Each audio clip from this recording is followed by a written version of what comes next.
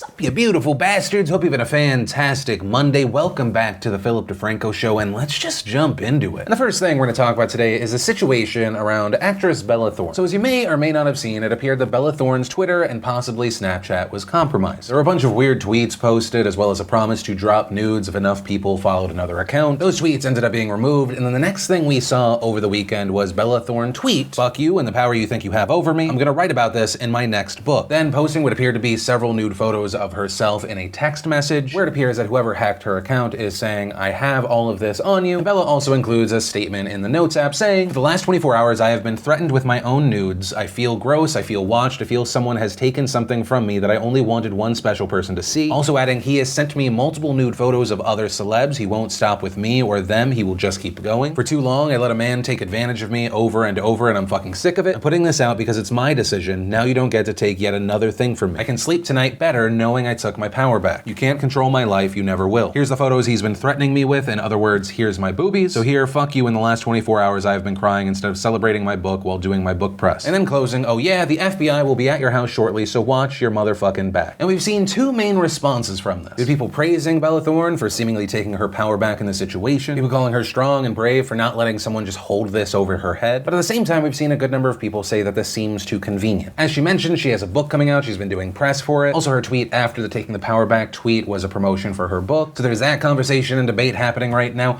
Also, there was an update to this story Sunday afternoon/night. According to The Hollywood Reporter, Bella Thorne gave them a statement in it explaining why she is not pursuing charges against the alleged hacker. And in this statement, she says she believes that the person who hacked her is a juvenile who made a poor choice, so she is trying to be understanding. Quote, "This kid sounds like he's 17. As much as I'm so angry and wanted to fuck him up over doing this to people, I just wanted to teach him a lesson. He's still a kid and we make mistakes. This mistake is a bad one. But I don't want some 17-year-old's whole life ruined because he wasn't thinking straight and was being a dumbass. Plus, he's obviously smart, so if he got on the right side of the tracks, he could actually possibly help our community and be an alliance. You can't always tear someone down for their bad sides, but more so build up their good sides." Right, so now the question becomes, so is she saying that she's not trying to push forward to find this person? Also, what about the alleged nude photos from other celebrities who were hacked or had compromised accounts? So yeah, that's where we are with this story as of right now, and I pass the question off to you. What are your thoughts around this whole thing? And then let's talk about a story that involves what's arguably going to be the largest video today. It's a standout of the week, and that is Taylor Swift released a music video for her new song, "You Need to Calm Down." It was just released this morning. It's already #1 on trending. It's got millions of views. And it's been called an anti-hate anthem that calls out anti-gay bullies. And it includes lines like, "Why are you mad when you could be glad?" Which of course is a shout out to the huge LGBTQ organization. And in fact, GLAAD executive Anthony Ramos said, "The fact she continues to use her platform in music to support the LGBTQ community and the Equality Act is a true sign of being an ally." But the focus for me with this story isn't just to go, "Oh, Taylor Swift is swell." It's because in all of this, we got a moment, kind of a showcasing of someone where it just, nothing will ever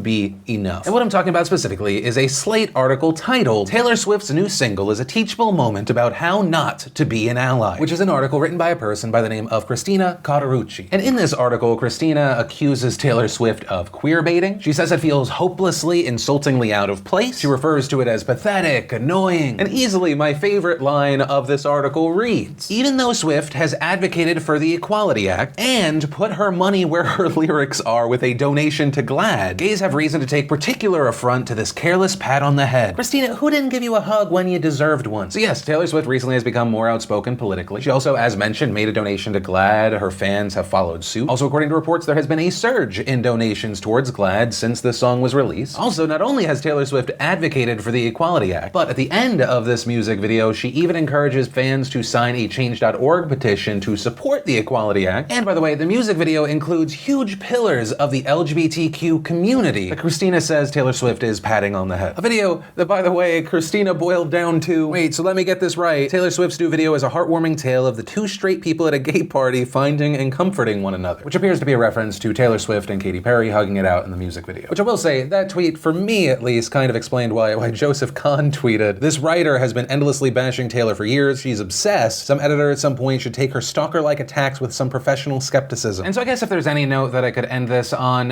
one, thank you for making an article so stupid that both left and right-wingers could be like, what? And two, to Slate, and I guess more specifically Christina, here's the attention you ordered. Enjoy. Also, if you're wondering, no, that wasn't my penmanship. That was the writing of a small child and definitely not me, a grown man. Anyway, moving on. But from that, I want to share some stuff I love today, and today in Awesome, brought to you by ShopDeFranco.com. So the new full store with some of the products that we've been teasing is not launching until next month, but I've seen your demand since we last closed the shop that you wanted some of the classics, but I wanted to give you that but also revise some. So today we're doing just that with two of our classic best-selling designs, the Pretentious Tee, available in black, white, more comfortable and affordable than ever, and the now revived and better than ever Why Be Informed When You Can Use Your Feelings as Your Facts shirt. And of course, as always, snag it while you can. It is first come, first served. Just go to ShopDeFranco.com, order it, get it, love it. And the first bit of awesome today is only going to be something that's awesome to some of you. Fans of the Hunger Games books rejoice. The news has come out that a prequel book for the Hunger Games is coming out next year. It's at 64 years before the original trilogy,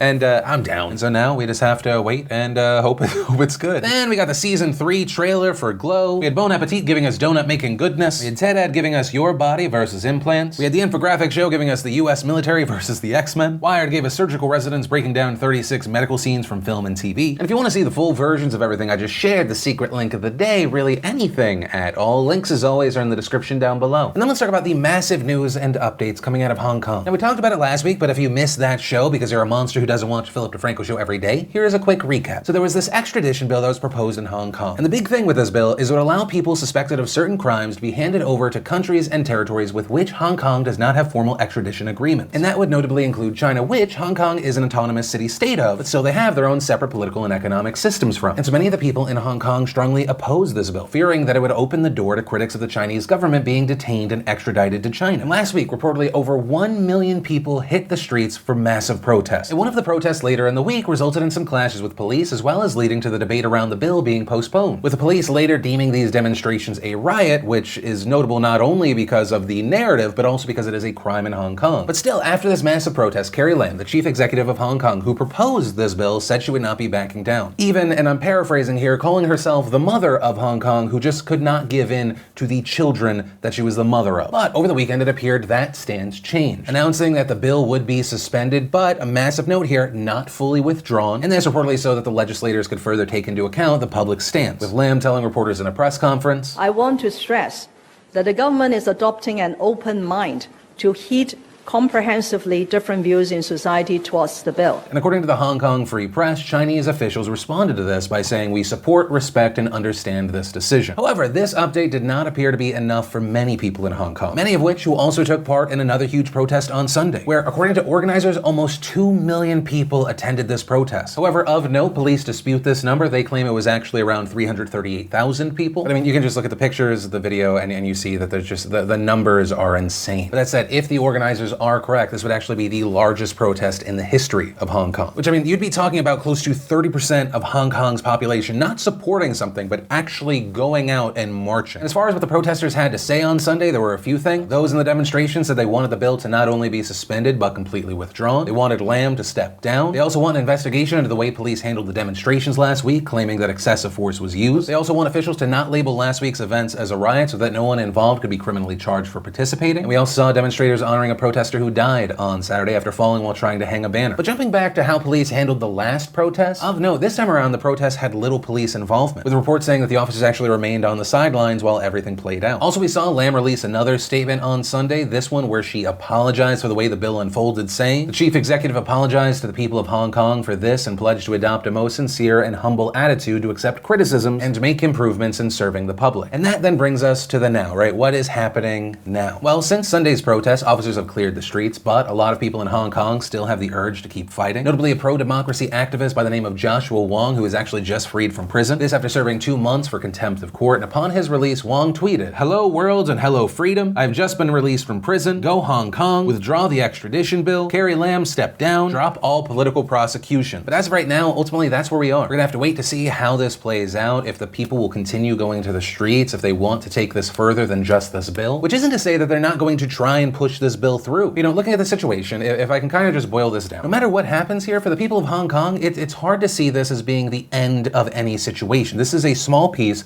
to a much larger situation. And that is the continued effort of China and Chinese President Xi to take away power from Hong Kong, to slowly chip away at their freedoms until they're fully in their grasp. And I feel like the people in Hong Kong, out in the streets, they don't support Carrie Lam. They probably shouldn't. Once again, that murder case in Taiwan that Lam was using as the reason why we need this bill, even after Taiwan said they don't support reported, so it took away the legs from that argument. And so based on all the information in hand, it appears that her reasoning behind this is pretty transparent. And for someone in Hong Kong to not trust her, I think that's completely understandable. But hey, that's the story, a little bit of my personal takeaway, and of course I pass the question off to you. What are your thoughts on this? And then let's talk about what's happening with and what's going on in Iran. The situation is getting incredibly concerning, and this is the toned down explanation of what's happening. So today, among several things, Iran's Atomic Energy Organization announced that they have significantly ramped up their enrichment of uranium, and adding that they will pass the amount of uranium they have been allowed to stockpile under the 2015 nuclear deal in 10 days. And for some quick context here, the nuclear deal, called the Joint Comprehensive Plan of Action, or the JCPOA, it was set up in 2015 to limit Iran's civilian nuclear program. And that was because the US and other countries were concerned that Iran's nuclear efforts, like enriching uranium, were not for peaceful purposes. So the JCPOA set restrictions on Iran's nuclear program in exchange for loosening some of the economic sanctions that were destroying Iran's economy. And in addition to the United States and Iran, the deal was also signed by the UK, France, Russia, China, and Germany, with many considering the agreement a massive step in the right direction. But Donald Trump and some other Republicans argued that the deal was actually bad because it gave too many concessions to Iran without getting enough in return. So in May of 2018, the United States withdrew from the deal and reimposed tough sanctions on Iran. And a massive note here, the United States was alone in this move. In response to this, the 5 other countries that crafted the deal said they would keep their commitments and condemn Trump's actions, saying that he was undermining the agreement and calling his actions a mistake. Now, while today's news is a massive deal, it also doesn't necessarily come as a surprise. And the reason for that is on May 8th, Iran's president announced that they would stop complying with some of their commitments under the nuclear deal. Right, so to be clear, Iran didn't pull out of the deal entirely, but basically they said that they're no longer going to respect certain restrictions under the deal, right, like restrictions on building stockpiles of enriched uranium and heavy water, with Iran saying that they would give the other countries 60 days to help ease the sanctions on their oil and banking industries imposed by the United States, and if they didn't, they would just slowly stop their compliance with the deal piece by piece. And while that 60-day period technically won't be up for a few more weeks, Iran has made it clear that they are not happy with the progress that has been made. In fact, in a televised speech earlier today, a spokesperson for Iran's Atomic Energy Organization specifically targeted the European signatories for not doing enough, but adding that they still had time to save the nuclear deal, saying if it is important for them to safeguard the accord, they should make their best efforts, and adding as soon as they carry out their commitments, things will naturally go back to their original state. But then adding they should not think that after 60 days they will have another 60-day opportunity. But as I mentioned at the beginning of the video, this is not happening in a bubble, because today's announcement comes as tensions between Iran and the United States have escalated even more. So just this past Thursday, 2 tankers were reportedly attacked in the Gulf of Oman, just off the coast of Iran, causing one of the boats to be set on fire. And a few hours later, U.S. Secretary of State Mike Pompeo accused Iran of attacking the tankers. In a press conference, Pompeo said the attacks were part of a campaign of escalating tension by Iran continuing. It is the assessment of the United States that the Islamic Republic of Iran is responsible for the attacks, with U.S. officials later claiming that Iran had launched a missile at a U.S.-operated drone surveying the area after the attack. And a note here is at this time, Pompeo didn't immediately provide any evidence for Iran launching this attack. But later on Thursday, U.S. Central Command released a video and claimed that it shows Iran's Revolutionary Guard, the IRGC, removing an unexploded mine from one of the tankers hit by explosions. And while the Trump administration, backed by Saudi Arabia, believed that the video clearly proves that the IRGC was guilty, we also saw others not so sure. We saw Germany's foreign minister say, the video is not enough. We can understand what is being shown, sure, but to make a final assessment, this is not enough for me. And also of note, the Japanese operator of one of the ships that was attacked also disputed the U.S.'s claims. In a statement, the president of the company that operates the ship said that he didn't believe that there was a mine attached to the ship at all, saying, I do not think there was a time bomb or an object attached to the side of the ship, and adding, our crew said that the ship was attacked by a flying object. And as far as the reaction from Iran, they have strongly denied the allegations. Iran's foreign minister condemning the accusations in a tweet, saying the United States immediately jumped to make allegations against Iran without a shred of factual or circumstantial evidence, and referring to the incident as sabotage diplomacy. But also of note here, the incident on Thursday and the U.S.'s response is only part of the increased tensions between the United States and Iran. In fact, this isn't even the first tanker attack that the United States has blamed Iran for. Last month, 4 tankers were attacked off the coast of the UAE. Again, the United States was quick to blame Iran, but didn't provide evidence, and again, Iran denied the accusation. And over the last few months, numerous world leaders have come forward and called for the United States and Iran to de-escalate the situation, with many fearing that the situation could lead to an all-out war. Multiple EU governments and leaders have called on the Trump administration to exercise what they call maximum restraint. Following the attack on Thursday, France's foreign ministry said in a statement, France reiterates its call to all the relevant actors with which it is in constant touch to exercise restraint and de-escalate the situation. And that same day, the French foreign minister said in a briefing, it's in the Americans' interest to show flexibility to allow a process of dialogue to be started with Iran. And as far as what happens next, it is unclear. That said, in an interview with Fox and Friends on Sunday, Pompeo indicated that the U.S. has not ruled out military action, saying the United States is going to make sure that we take all actions necessary, diplomatic and otherwise, to achieve that outcome. And in a separate interview with CBS, he also said the United States might tighten sanctions. Also, according to reports, Pentagon officials are considering tactical responses to these attacks, including deploying as many as 6,000 Navy, Air Force, and Army personnel to the Persian Gulf. But at the same time, many are skeptical that Trump would actually send troops to directly engage Iran. Trump has repeatedly said he doesn't want a war in the Middle East. Also, during an interview with Fox and Friends on Friday, Trump said Iran did attack the tankers, but also that he wasn't looking for war, even going as far as saying he wanted engagement with Iranian leadership, saying, quote, "I'm ready when they are. Whenever they're ready, it's okay. In the meantime, I'm in no rush." But of course, all of that was before Iran's announcement today. And regarding that, this morning we saw Trump tweet, quote, "Iran to defy uranium stockpile limits." But ultimately, that's where we are with this story right now. It seems that the situation is just escalating and escalating, and ultimately we're gonna have to wait to see what happens here. But of course, like with everything, I'd love to know your thoughts on this story. And that's where I'm going to end today's show. And hey, if you like this video, I'd love if you took a second to hit that like button. If you're new here, you should definitely hit that subscribe button, ring that bell to turn on notifications. Which, on that note, if you missed the last two of our daily weekday videos, you can click or tap right there to watch those. But with that said, of course, as always, my name's Philip DeFranco. You've just been filled in. I love yo faces, and I'll see you tomorrow.